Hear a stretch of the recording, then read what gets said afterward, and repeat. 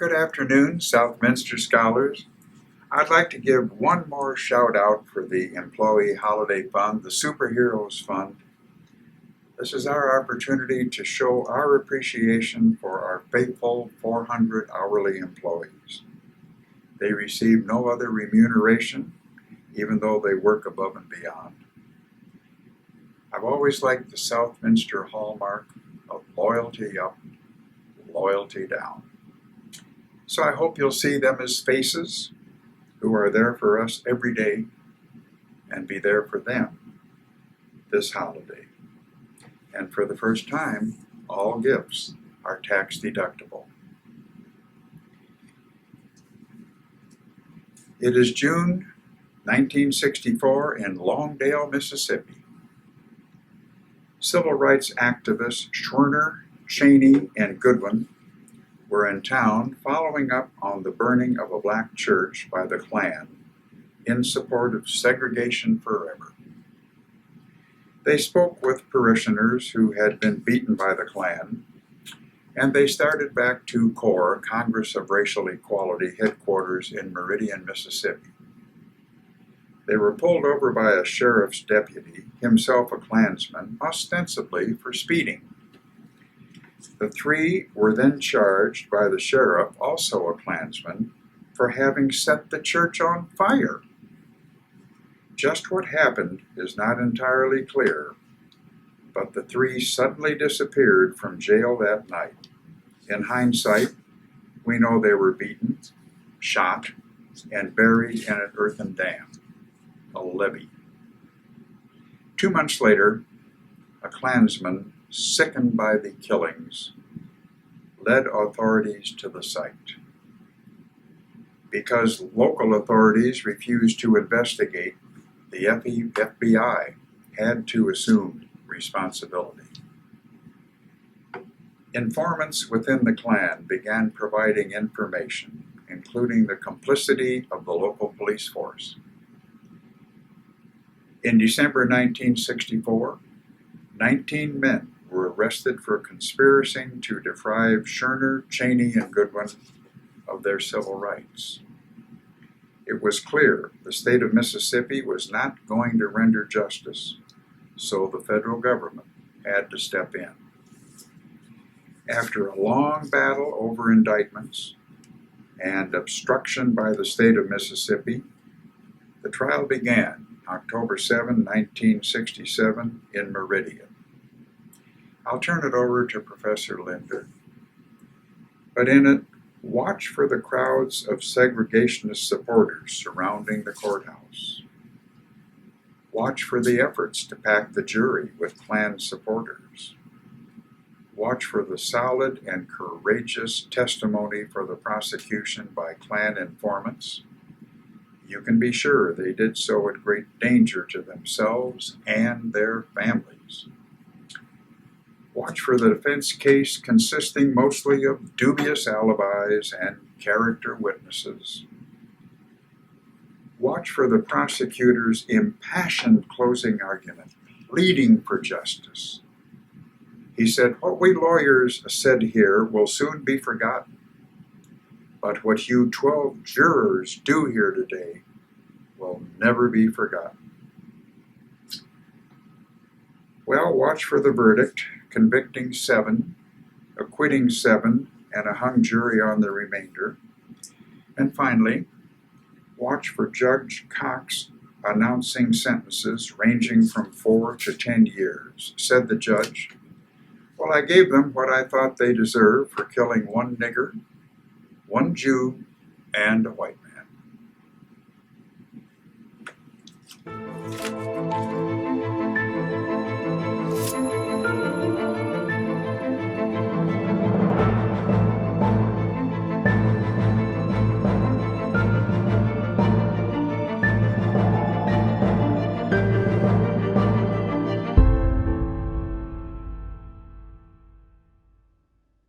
It is about 10 p.m. when a meeting at Mount Zion Church in Longdale, Mississippi breaks up. When the 10 African American parishioners leave the building, they see what they hope never to see: 30 members of the Ku Klux Klan lined up in military fashion with rifles and shotguns. Even more white men are gathered at the rear of the church. The white men announce they are looking for Michael Schwerner. Schwerner is a white civil rights worker they call Jew Boy or Goatee. He works for CORE, the Congress of Racial Equality in Meridian. He is the first white civil rights worker ever to be stationed outside of Jackson. Schwerner has enraged the Klan by helping with a boycott of businesses in Meridian that refuse to employ African Americans. But Schwerner cannot be found at Mount Zion this June night. He is in Oxford, Ohio, attending a program to train recruits for the Mississippi Summer Project. The Summer Project's main goal is to help African Americans in Mississippi register to vote.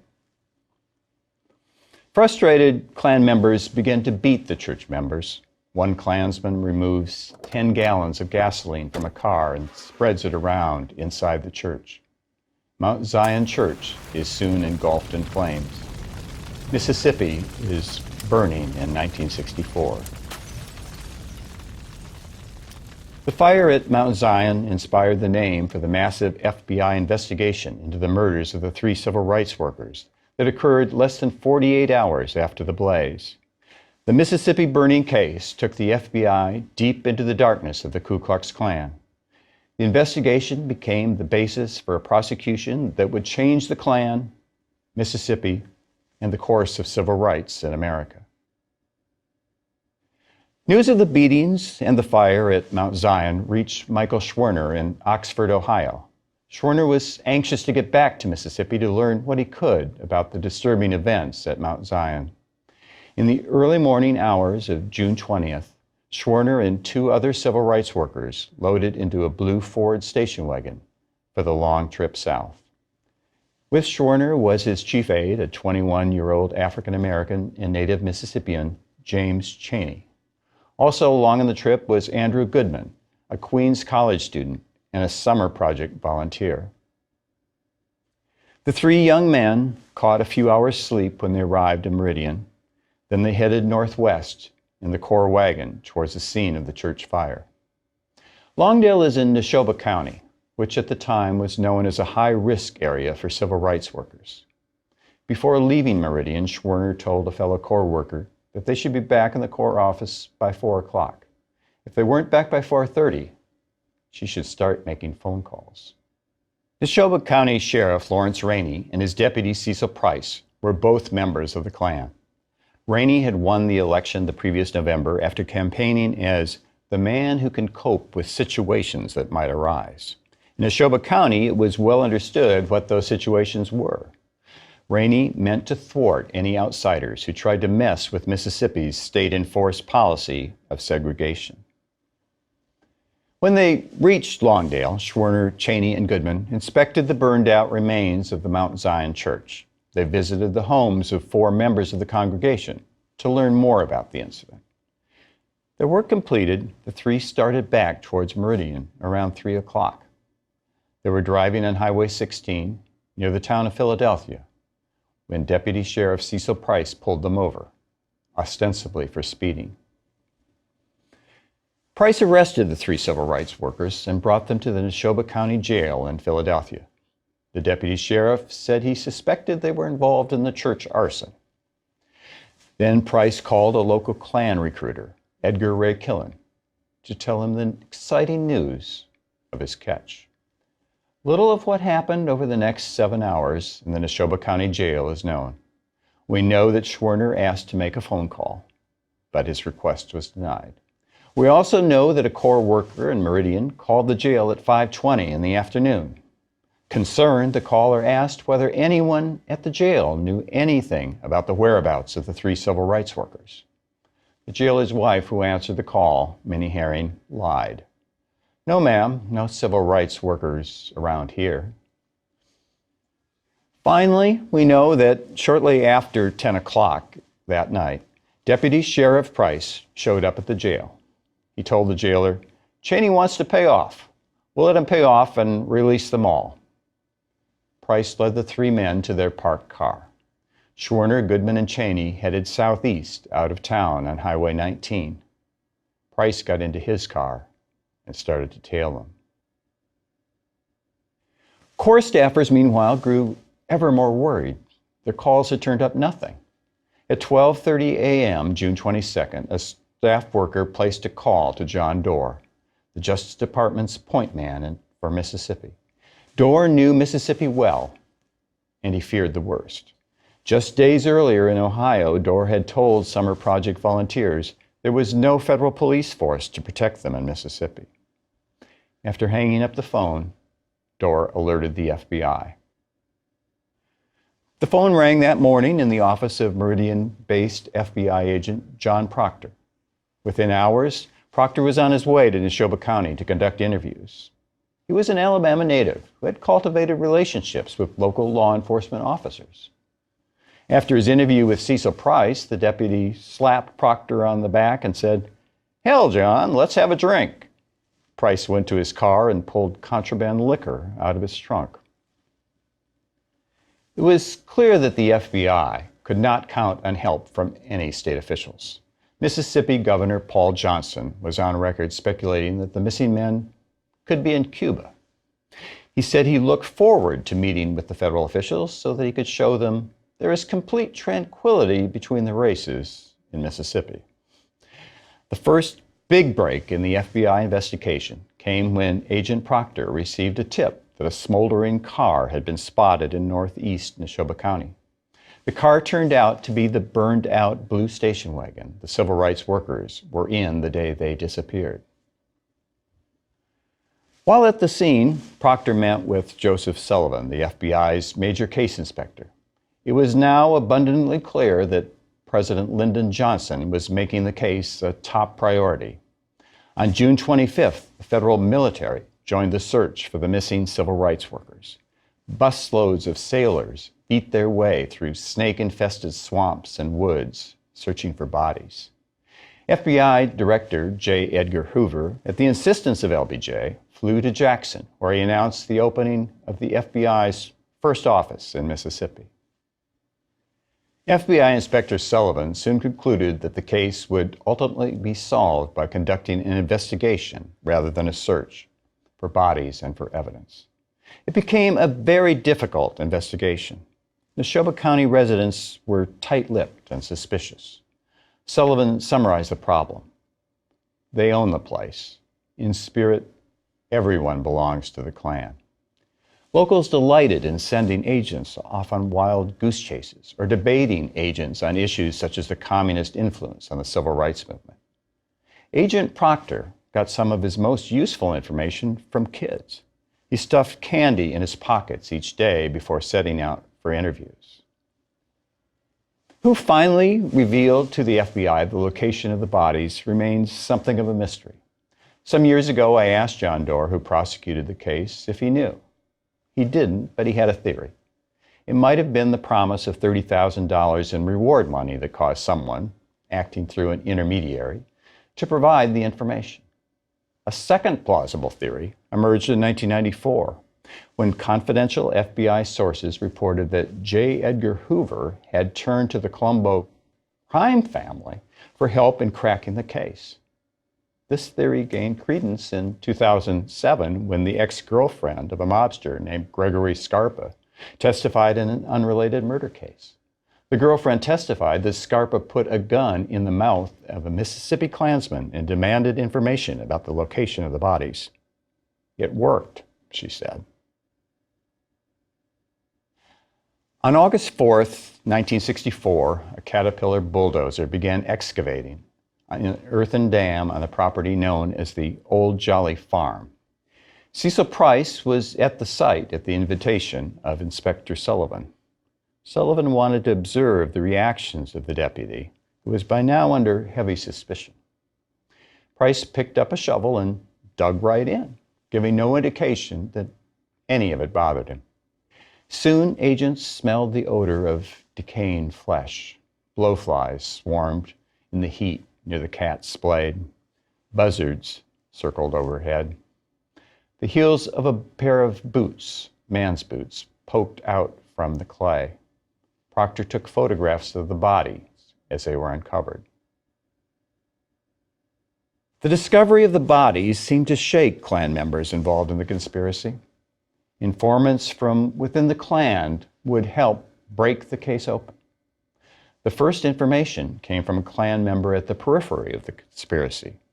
His information enabled the FBI to focus on more central figures. One Klan member who received a great deal of attention from John Proctor was James Jordan, a Meridian speakeasy owner. Over the course of 5 increasingly rough interviews, Jordan came to see turning state's evidence as his best bet to avoid a long prison term. For $3,500 and help in relocating himself and his family, Jordan told the full story. He would be the government's key witness. Jordan helped federal authorities to fill in the picture of what happened after the civil rights workers were released from jail. After getting the call about the capture from Price that afternoon, Edgar Ray Killen, an ordained Baptist minister, was busy. He got on the phone to recruit members of the Neshoba and Lauderdale County Klaverns. It was time for some butt ripping, as he put it. Local Klan bigwigs met that afternoon at a drive-in in Meridian. Another meeting followed at a mobile home park. The second meeting included the eager younger members, the men who would do the actual killing. Killen told the dozen or more recruits to buy rubber gloves and to be in Philadelphia by 8:15 p.m.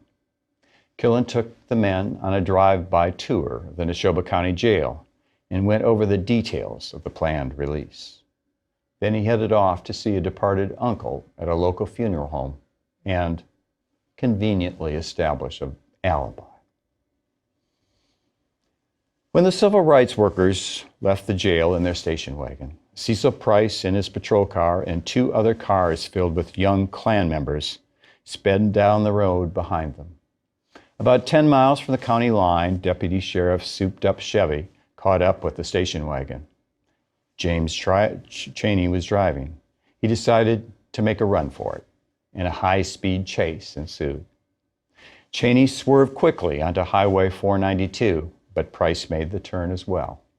Seconds later, for reasons unknown, Chaney braked his car, and the 3 surrendered.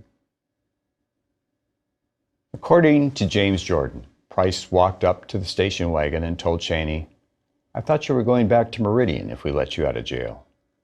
Chaney replied, "That's where they were headed." Price said, "You sure we're taking the long way around? Get out of the car."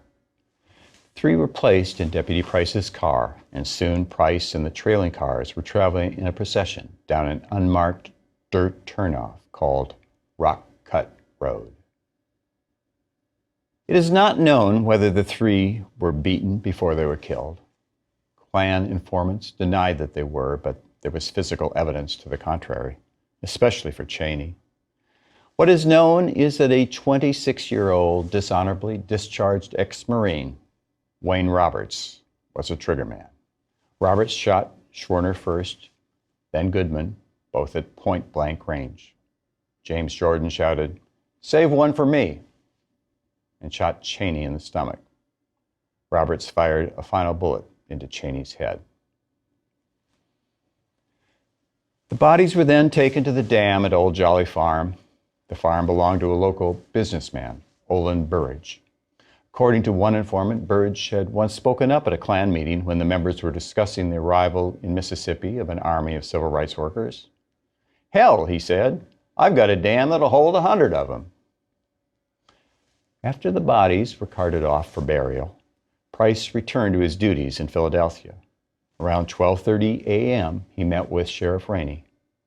Given their Klan membership and the close relation between the two, it is almost unimaginable that Price did not relate in full detail the events of that night.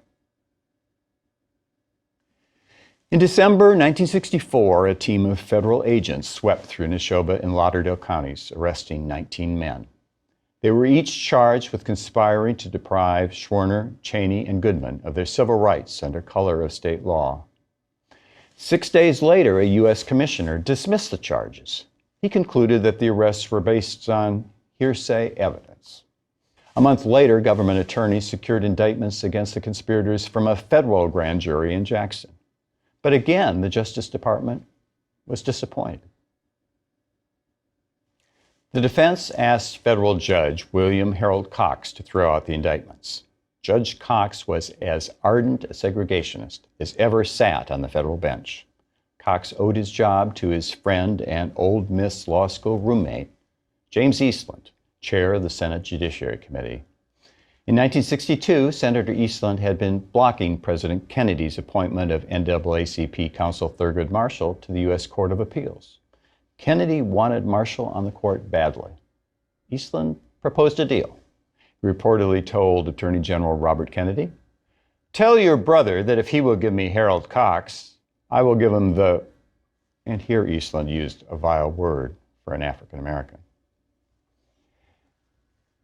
Judge Cox and John Doar, who would prosecute the Mississippi burning case, knew each other well from earlier voting rights cases brought by the Justice Department.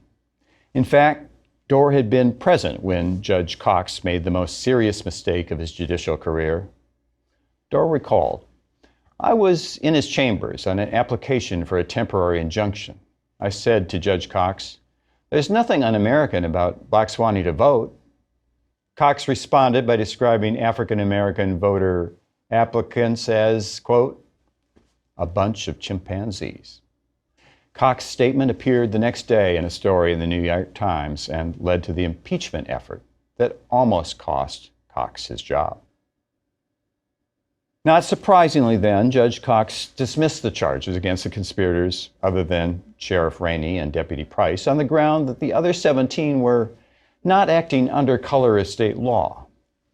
In March 1966, the United States Supreme Court unanimously overruled Judge Cox and reinstated the indictments. Trial in the case of United States versus Cecil Price et al. Opened on October 7, 1967 in the Meridian courtroom of Judge William Cox. Under new indictments, the list of defendants included 18 Klansmen. Across the street from the courthouse, Raymond Roberts, the brother of one of the defendants, planted a large Confederate flag. Onlookers cheered federal marshals, stood on the courthouse steps, hoping to discourage anyone who might think of climbing over the police barricades. Inside the building, a crowd of reporters gathered outside the second-floor courtroom as 200 potential jurors summoned for the proceedings were there. The Klansmen in the dock and those cheering them on were well described by James Silver in his book, Mississippi, the Closed Society. There is an anxious, fearful, frustrated group of marginal white men who exist in every Mississippi community. They are impelled to keep the Negro down in order to look up to themselves. They may not raise their low standard of living by blaming it on Negroes, but they do release an aggressive energy upon a socially accepted scapegoat. Themselves last in everything else, they can still rejoice in having the Negro beneath them. A jury of 7 white men and 5 white women were selected. But selection came only after the Justice Department made an extraordinary effort to ensure that no Klan member slipped onto the jury. Even one would doom the government's case. Prosecutors also wanted a smart, respectable jury, to the extent they could get one. John Doar told me in an interview, "We were looking for signs of intelligence. I had my guys look at everybody's homes. We were looking for homes that were well kept up." As expected, defense attorneys exercised peremptory challenges against every one of the 17 potential black jurors. Defense attorneys could get away with that back then, though not today. John Doar knew that feelings against the federal government ran strong in East Central Mississippi. In his opening statement, he tried to explain the need for a federal civil rights prosecution. Many on the jury probably wondered why this crime didn't result in a state murder trial instead of a federal civil rights trial. One of the 12 defense attorneys pointed at Doar in his opening argument. He told the jury that the government's lead lawyer was the same despised justice official who forced the Negro James Meredith into the University of Mississippi. Dorr nodded in confirmation. He had been at Meredith's side during all of those first tense days after his registration as the school's first African-American student. The defense made a huge mistake when it cross-examined one of the government's background witnesses. The witness was Reverend Charles Johnson, who worked with Schwerner in Meridian. Defense attorney Laurel Weir launched into a series of outrageous questions about whether Schwerner was an atheist, whether he went to Cuba, and whether he advocated burning draft cards. The series of questions ended when Weir asked whether, quote, "You and Mr. Schwerner didn't advocate and try to get young male Negroes to sign statements agreeing to rape a white woman once a week during the hot summer of 1964. The question prompted Judge Cox to break in and note that such a question was highly improper. He asked the defense attorney if he could show any reason for posing it. Weir said that the question had been passed to him in writing. Cox demanded to know who wrote it. After an awkward silence, one of the defense attorneys admitted that Brother Killen, that is, defendant Edgar Ray Killen, wrote the question.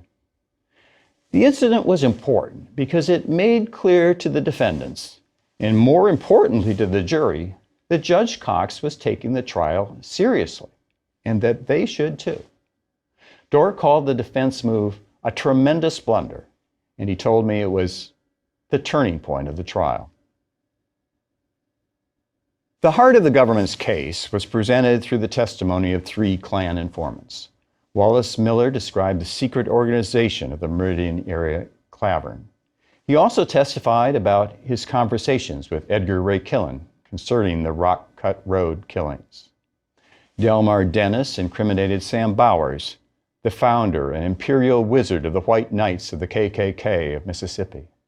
It was Bowers who in May 1964 issued an execution order against Schwerner. Dennis quoted Bowers as having said after the killing of Schwerner, "It was the first time that Christians had planned and carried out the execution of a Jew." It was also through Dennis that the government introduced the contents of a letter written by Bowers, but pretending to be from an official of a logging company. The letter referred to the murders as the big logging operation, to the Klan participants as sawyers and truck drivers, and to the suspects of the FBI investigation as those deep in the swamp. James Jordan was the government's only witness to the actual killings. Fearing a Klan assassination, the government arranged to have Jordan hustled into court by 5 agents with guns drawn. Things didn't go well for Jordan in the courtroom. He hyperventilated, he collapsed, and he was carried from the courtroom on a stretcher. On his second try, the obviously nervous Jordan made it to the witness stand. Jordan described all the key events of the conspiracy, from the meetings of Klan members in Meridian to the burial of the bodies at Old Jolly Farm. His vivid testimony caused one black female spectator to break down and have to be led from the courtroom, sobbing. The defense case was not much. It consisted mostly of a series of alibi and character witnesses. Various local residents testified to the reputation for truth and veracity of various defendants. Others testified that they saw this defendant or that defendant on the evening of June 21 at locations such as funeral homes or hospitals. John Dorr presented the closing argument for the government. He used the opportunity to address the question that probably still is on many jurors' minds. Why is this a federal prosecution? Dorr told jurors, "I am here because your national government is concerned about your local law enforcement. And in a civilization, local law must work if we deserve our liberty and freedom. When local law enforcement officials become involved as participants in violent crime and use their position, power, and authority to accomplish this, there is very little to be hoped for, except with the assistance of the federal government." But members of the jury, exactly what does that mean? It means that the federal government is not invading Mississippi. It means only that these defendants are tried for a crime under federal law in a Mississippi city before a Mississippi federal judge in a Mississippi courtroom before 12 men and women from the state of Mississippi. The sole responsibility of the determination of guilt and innocence of these men remains in the hands, where it should remain, the hands of 12 citizens from the state of Mississippi. Dort told the jury that this was a calculated, cold-blooded plot. 3 men, hardly more than boys, were its victims. Pointing at Price, Dort said that Price used the machinery of law, his office, his power, his authority, his badge, his uniform, his jail, his police car, his police gun. He used them all to take, to hold, to capture, and to kill. Dort concluded by telling jurors that what he and other lawyers say here today will soon be forgotten, but what you 12 do here today will long be remembered. One day after beginning its deliberations, the jury reported to Judge Cox that it was deeply divided, unable to reach a verdict. Over defense objections, the judge responded by giving to the jury what is called the Allen charge, or the dynamite charge. The strongly worded charge has proven useful many times for breaking open a deadlocked jury. Shortly after Cox gave his charge, urging the jurors to try harder to reach an agreement, defendant Wayne Roberts joked to Cecil Price, "We've got some dynamite for them ourselves." This remark was reported to the judge, and he wasn't amused. On the morning of October 20th, 1967, the jury returned with its verdict. The verdict on its face appears to be the result of a compromise. 7 defendants, mostly from the Meridian area, were convicted. The list of convicted men included Deputy Cecil Price, Imperial Wizard Sam Bowers, Triggerman Wayne Roberts, and 4 others. 7 men, mostly from Neshoba County, were acquitted, including Sheriff Lawrence Rainey and the burial site owner, Olin Burridge. In 3 other cases, including that of Edgar Ray Killen, the jury was unable to reach a verdict. The convictions were the first ever in Mississippi for the killing of a civil rights worker. The New York Times called the verdict a measure of the quiet revolution that is taking place in Southern attitudes. John Dort was mostly satisfied. To have that jury return that verdict was a great thing. His only regret was that the jury didn't reach a verdict on Edgar Ray Killen. Killen was really central to the conspiracy, Dort said. The vote for conviction for Killen was 11-1. The holdout revealed she just couldn't bring herself to vote to convict a preacher. Killen, of course, was thrilled. Returning home to Philadelphia after the trial, Killen told a neighbor, "Man, I thought they were fitting me for overalls over there." On December 29th, Judge Cox imposed sentences ranging from 4 to 10 years. Judge Cox said of the sentences, quote, "They killed one Jew, and a white man. I gave them all what I thought they deserved." After serving 4 years of his 6-year sentence, Cecil Price rejoined his family in Philadelphia, Mississippi. In a 1977 New York Times Magazine interview, Price said that he watched television and enjoyed the show Roots. His views on integration had changed, he said. "We've got to accept this is the way things are going to be, and that's it." Mississippi changed too. In 2005, the state of Mississippi charged Edgar Ray Killen with murder in connection with the slayings of Cheney, Goodman, and Schwerner. And this time there was no hung jury. Killen was convicted on the lesser charge of manslaughter and sentenced to serve 3 20-year terms, 1 for each conviction. In 2016, Mississippi Attorney General Jim Hood announced he was finally closing the books on the Mississippi burning case. What witnesses there were that remained alive were either unable or unwilling to testify. The Mississippi burning trial showed change was coming even to Mississippi. A New York Times editorial on the day after the trial ended said it well. The verdicts are a measure of the quiet revolution taking place in Southern attitudes, a slow, still faltering, but inexorable conversion to a belief in equal justice for all, regardless of race. A few takeaways for me.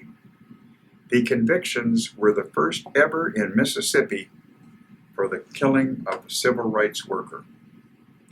And in 2005, the state reopened the case with new evidence and convicted one more participant. Did you notice Sheriff Deputy Price, who had served 4 of his 6-year sentence, watching the TV show Roots in prison? He said his views on integration had been changed by that documentary. He said, we've got to accept this is the way. This is the way things are going to be, and that's all there is to it. The racial justice, civil rights movement is not about tearing anybody down. It's not about stepping on anyone. There were, and still are. They are about ending the oppression of anyone. If you will, let all my people go. Well, comments, observations. Next week, the Chicago 8. I remember this one, and so do you. The Democratic Convention of 1968 and the chaos that ensued. And as always, thanks for coming.